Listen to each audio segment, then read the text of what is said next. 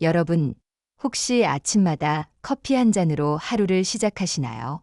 커피는 이제 우리의 일상에서 빼놓을 수 없는 음료가 되었습니다. 많은 사람들이 커피 향과 맛에 매료되어 하루를 열고 식사 후에 입가심처럼 즐기며 때로는 피곤할 때 의지하는 음료로 선택합니다. 그런데 최근 몇 년 사이에 커피에 발암물질, 즉 발암 가능 물질이 들어있다는 이야기가 조용히 퍼지고 있다는 사실 들어보셨나요? 한쪽에서는 커피가 간 건강에 도움을 준다고 주장하고 다른 한쪽에서는 커피가 암을 유발할 수 있다는 우려를 제기합니다. 도대체 어느 쪽이 진실일까요? 오늘은 충남대학교의 유명한 식품 전문가 두개호 명예 교수님의 연구를 토대로 커피와 발암물질의 실제 관계, 그리고 우리가 커피를 어떻게 마셔야 안전하고 건강하게 즐길 수 있는지 차근차근 풀어드리겠습니다. 예전에는 밥을 먹고 나면 차나 냉수를 마시는 문화가 일반적이었습니다. 하지만 요즘은 식사 후에 커피를 마시지 않으면 허전하다는 분들이 많습니다. 이제 커피는 단순한 기호식품을 넘어 하루의 식단과 생활을 구성하는 중요한 요소가 되었습니다. 교수님은 커피는 이제 식품이라고 정의합니다. 즉, 다른 음식처럼 영양적 가치와 위험성을 동시에 고려해야 한다는 것입니다. 실제로 우리나라에서는 하루 두세 잔 이상의 커피를 마시는 사람들이 흔하고 특히 20에서 30대 여성층에서 소비량이 높다고 보고됩니다. 이처럼 소비가 일상화된 만큼 우리 몸에 미치는 영향도 결코 작지 않습니다. 커피가 식품이라면 그 속에 무엇이 들어있고 어떤 영향을 미치는지 알고 마셔야 하지 않을까요? 커피가 발암 물질이라는 주장과 간암 예방에 도움이 된다는 상반된 주장이 동시에 존재합니다. 교수님은 이렇게 설명합니다. 커피 자체가 발암 물질은 아닙니다. 하지만 커피 원두를 볶는 과정, 즉 로스팅에서 문제가 생길 수 있습니다. 강하게 볶을 경우에는 벤조피렌이라는 물질이 생길 수 있고 약하게 볶을 경우에는 아크릴아마이드라는 물질이 검출될 수 있습니다. 즉, 로스팅 강도에 따라 다른 종류의 발암 물질이 생성될 수 있다는 것입니다. 그러나 중요한 점은 바로 양입니다. 우리가 일상적으로 마시는 커피 속에서 이들 물질이 어느 정도 검출되며 그것이 인체에 해를 끼칠 만큼 유의미한 수준인지가 관건이라는 겁니다. 교수님은 실제로 대한민국에서 시판되는 다양한 상업용 커피를 3년에 걸쳐 정밀 분석했습니다. 그 결과 강한 로스팅 커피에서는 벤조피렌이, 약한 로스팅 커피에서는 아크릴아마이드가 검출되었습니다. 다만 연구 결과는 당시 공식 발표로 이어지지 못했는데 그 이유는 법적 규제와 기준이 명확하지 않았기 때문입니다.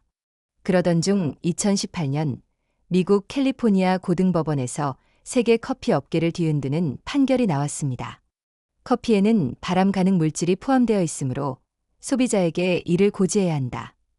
이 판결로 전 세계 커피 업계는 로스팅 방식과 안전 기준을 재정비할 수밖에 없었습니다.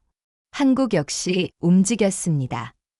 2020년 식약처는 아크릴아마이드 허용 기준을 0.3에서 0.8ppm으로 설정하여 발표했습니다.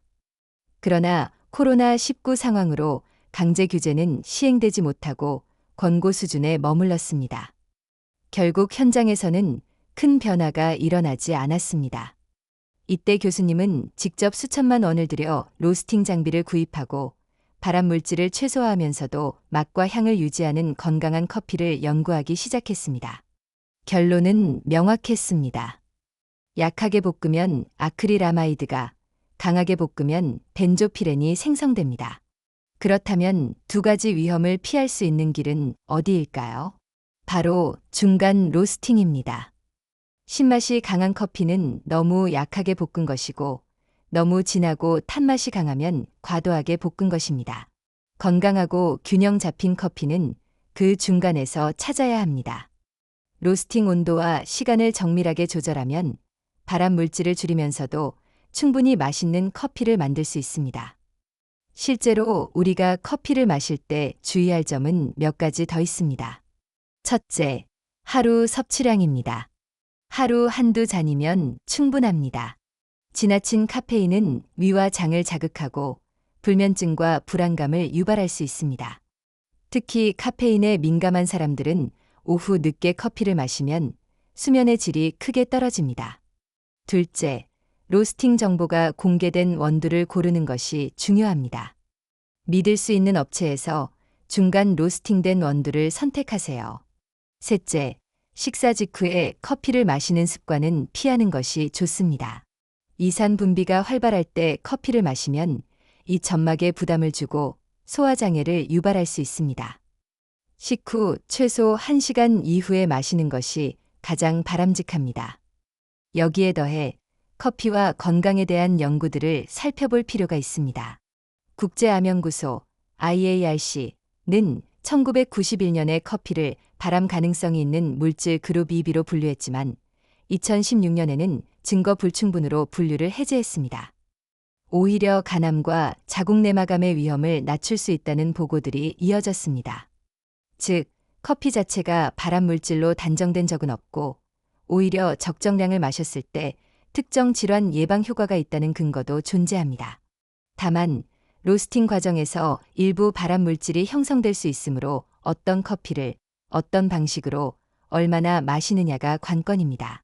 또한 커피의 장점도 무시할 수 없습니다. 커피에는 폴리페놀과 카페산 같은 항산화 물질이 풍부해 세포 손상을 막고 염증을 완화하는 효과가 있습니다. 뇌 건강에도 긍정적인 영향을 미쳐 치매와 파킨슨병의 위험을 낮출 수 있다는 연구도 있습니다. 그러나 장점이 있다고 해서 무분별하게 마시면 안 됩니다. 지나친 카페인은 골다공증, 철분 흡수 저하, 불안 증세 악화 등 부작용을 동반할 수 있습니다. 따라서 커피의 빛과 그림자를 함께 이해하고 섭취해야 합니다. 현대인에게 커피는 단순한 음료가 아니라 하나의 문화이고 생활 습관입니다. 아침 출근길 테이크아웃 컵, 점심 식사 후에 에스프레소, 친구와의 카페 모임. 이런 장면들은 이제 우리의 삶과 분리할 수 없습니다. 그렇기에 더더욱 어떤 커피를 마시고 어떻게 마시는지에 대한 선택이 필요합니다. 커피는 우리의 건강에 이로운 성분이 될 수도 있고 보이지 않게 축적되는 해로움이 될 수도 있습니다. 균형 잡힌 지식과 습관이 관건입니다. 마지막으로 요약하겠습니다. 첫째, 커피는 자체적으로 발암 물질이 아닙니다. 다만 로스팅 과정에서 발암 물질이 생성될 수 있습니다. 둘째, 강한 로스팅은 벤조피렌, 약한 로스팅은 아크릴아마이드가 문제입니다. 따라서 중간 로스팅이 가장 안전합니다. 셋째, 하루 한두 잔 이내로 섭취를 제한하세요. 넷째, 식후 바로 마시는 습관은 피하시고 위장에 부담을 주지 않는 방법을 선택하세요. 다섯째, 믿을 수 있는 브랜드와 로스팅 정보를 공개하는 원두를 고르세요. 여섯째, 커피의 긍정적 효과와 부정적 위험을 모두 알고 균형 있게 즐기세요. 여러분은 지금 어떤 커피를 마시고 계십니까? 그 한 잔이 단순한 기호식품일 수도 있지만 몸에 좋은 성분을 공급하는 약이 될 수도 있고 반대로 눈에 보이지 않게 쌓이는 독이 될 수도 있습니다. 오늘 영상이 여러분의 커피 습관을 돌아보고 조금 더 건강한 선택을 하는 계기가 되기를 바랍니다. 작은 습관의 변화가 여러분의 간 건강을 지키고 활력 있는 삶을 이어가는 힘이 될 수 있습니다. 감사합니다.